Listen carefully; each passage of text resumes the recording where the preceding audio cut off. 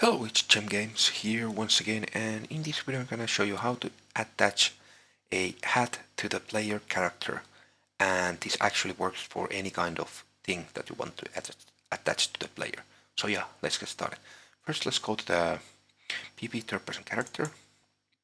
Let's go to the viewport. Let's select the mesh. Let's add a static mesh.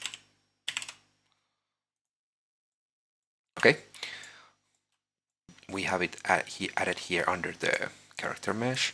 Now let's select our mesh that we want to attach.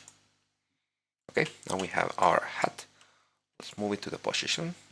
If you do it like this, it doesn't work very nicely. I will show you. If we now go to play, it doesn't work.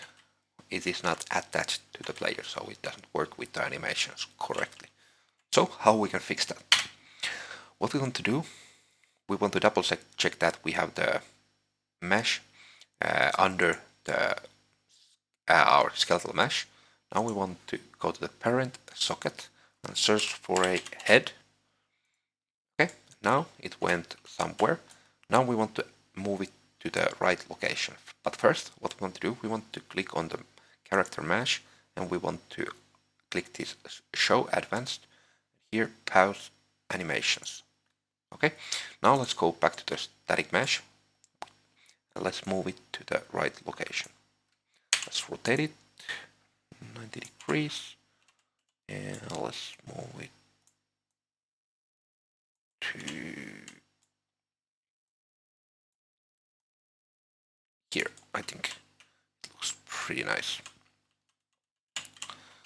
Yep, actually a little bit backwards. Yeah, like that.